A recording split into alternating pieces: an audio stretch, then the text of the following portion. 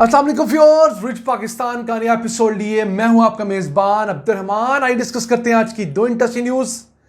पाकिस्तान ने $350 अरब की poultry industry में कदम रखा है और पाकिस्तान में प्रोसेस्ड पोल्ट्री मीट बनाने वाला एक बड़ा ग्रुप बिग बर्ड फूड्स और अली बाबा के दरमियान मुआहदा हुआ है।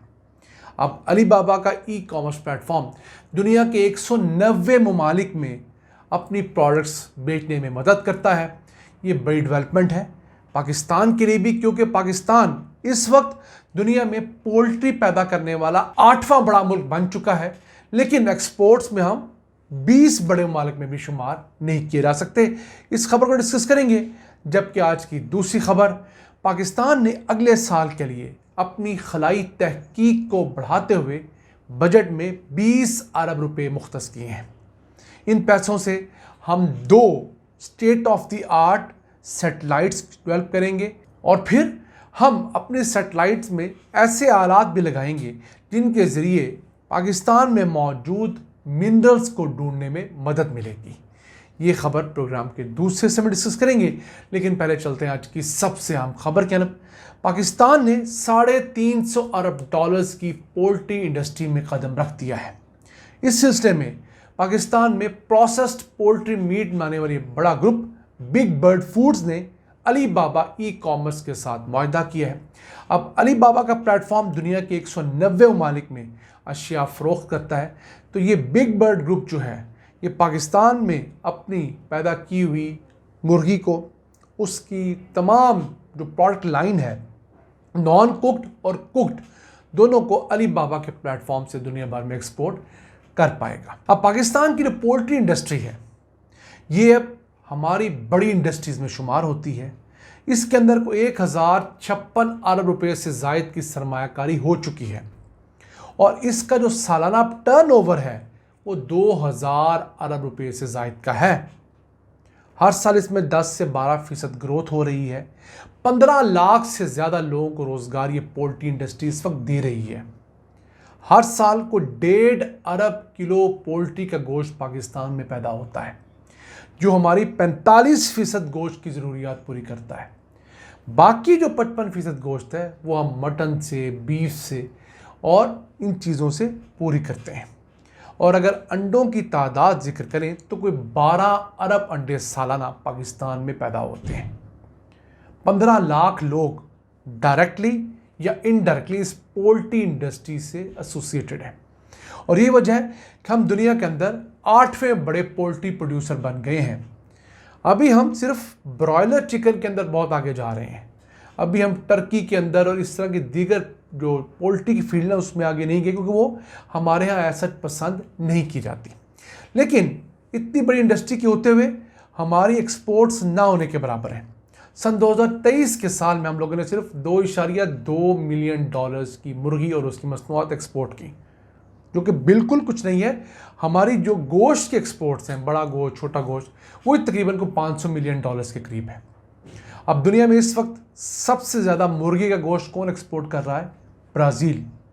उसने पिछले साल तकरीबन $9 बिलियन, जी हाँ, $9 बिलियन का पोल्ट्री मीट दुनिया में एक्सपोर्ट किया था। और हमें देखिए, हम 20 क्या 25 बड़े ममालिक में शुमार नहीं किए जाते हैं। हमने वो स्टैंडर्ड्स ही नहीं बनाए, वो इंटरनेशनल प्रोटोकॉल्स, वो सर्टिफिकेशन ही ले सके जो हमें लेनी चाहिए थी।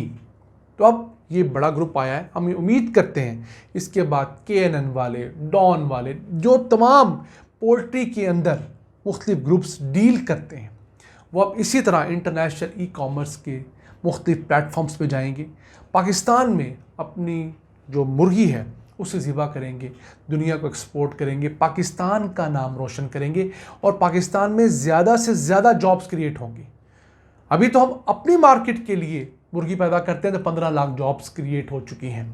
अगर हम चाइना के लिए, अगर हम अमेरिका के लिए, अगर हम गल्फ़ के ममालिक के लिए मुर्गी पैदा करते हैं तो क्या होगा? हमारे यहाँ मज़ीद लाखों जॉब्स क्रिएट होंगी। यहाँ से मुर्गी या मुर्गी का प्रोसेस मीट या मुख्तलिफ कबाब बने हुए, शामियाँ बनी हुई, नगेट्स बने हुए, वो हम एक्सपोर्ट्स करेंगे तो उससे पाकिस्तान को मिलियंस ऑफ डॉलर्स का रेवेन्यू आ सकता है और ये पोल्ट्री की इंडस्ट्री जो 350 बिलियन डॉलर्स की इंडस्ट्री है उसमें हम एक मुनासिब शेयर लेने में कामयाब होंगे। आइए चलते हैं आज की दूसरी अहम खबर की तरफ। पाकिस्तान ने अपनी खलाई तहकीक को बढ़ाने के लिए 20 अरब रुपए बजट में रखे हैं। इसमें 3 अहम काम होने जा रहे हैं। एक तो 18 अरब 13 करोड़ रुपए की लागत से हम लोग पाक सैटेलाइट MM1 उसे लॉन्च करने जा रहे हैं। जदीद तरीन सैटेलाइट है कम्युनिकेशन के लिए, सर्वेलेंस के लिए। फिर 1.7 अरब रुपए पाक ऑप्टिकल रिमोट सेंसिंग जो सैटेलाइट है उसके लिए रखे गए हैं। और उसके बाद मेरे नज़दीक सबसे अहम जो है वो है 71 करोड़ 80 लाख रुपए geopolitical mapping and mineral exploration के लिए रखे गए हैं।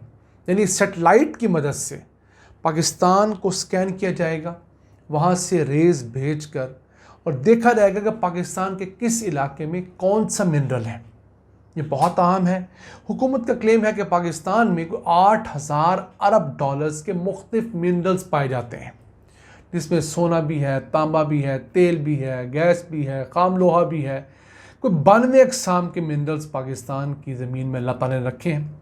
उन 92 में से मुश्किल हम लोग कोई 50-52 के करीब ऐसे हैं जो कमर्शियली हम लोग एक्सकवेट कर रहे हैं, निकाल रहे हैं, लेकिन उस तरह नहीं निकाल रहे जिस तरह निकाले जाने चाहिए, ये जिस पैमाने पर निकाले जाने चाहिए। तो अगर हम ये काम अपनी सैटेलाइट से ले लेते हैं, अपनी ज़मीन को स्कैन करते हैं, उसके अंदर मुख्तलिफ ख़जाने जो छुपे हुए हैं उनको हम ढूंढने में कामयाब हो जाते हैं, तो यकीन कीजिए हमारे पास एक ऐसा डाटा होगा जिस डाटे को हम पूरी दुनिया के साथ शेयर करने की पोजीशन में आ जाएंगे। जब दुनिया के साथ शेयर करेंगे तो हम ना खुद एक्सप्लोर करें, हम इंटरनेशनल बिडिंग के ज़रिए या लोकल बिडिंग के ज़रिए भी हम कंपनियों को बुलवा सकते हैं। वो आएंगी, वो सरमायाकारी करेंगी, यहाँ से मिनरल निकलेंगे, पाकिस्तान का फ़ायदा होगा। तो मैं समझता हूँ पाकिस्तान को अब जाकर खलाई तहकीक का कुछ अंदाज़ा होना शुरू हुआ है कि ये जो स्पेस एक्सप्लोरेशन है या सैटेलाइट पर लगाए हुए पैसे किस कदर अहम होते हैं। याद रहे पाकिस्तान और इंडिया के दरमियान होने वाली जो फ़ज़ाई जंग है, छोटी सी चंद घंटे पर मुहित, उसके अंदर सबसे अहम किरदार इन्हीं सैटेलाइट्स ने अदा किया था। इन्हीं सैटेलाइट्स के ज़रिए हम लोगों ने इंडियन जहाज़ों को पहले देख लिया कि कब वो उड़ रहे हैं, कहाँ से उड़ रहे हैं, उनकी ट्रेजेक्ट्री कहाँ है। फिर हमने सैटेलाइट की मदद से, रडार्स की मदद से उनके सिग्नल्स जैम किए, फिर उन्हें मार गिराया। और यही वजह है कि इंडिया चंद घंटों के अंदर ही इतना बुरा ज़ख्मी हुआ कि वो आज तक खड़े होने का नाम नहीं ले रहा। और अब वो लड़ाई की बात भी वैसे नहीं कर रहा, जो उसकी ज़ुबान में फ़िरौनियत थी वो बहुत हद तक धीमी पड़ चुकी है। तो ये स्पेस टेक्नोलॉजी अगर आप पुरअमन मकासद के लिए इस्तेमाल करें या कम से कम दिफा के लिए भी इस्तेमाल करें तो आपके लिए बहुत अहम है। ये था आज का एपिसोड। हमें उम्मीद आपको पसंद आया होगा। अपनी सजेशंस, अपनी आरा से में आगाह रखा करें। अपने मेज़बान अब्दुल रहमान को इजाज़त दीजिए। अल्लाह निगहबान।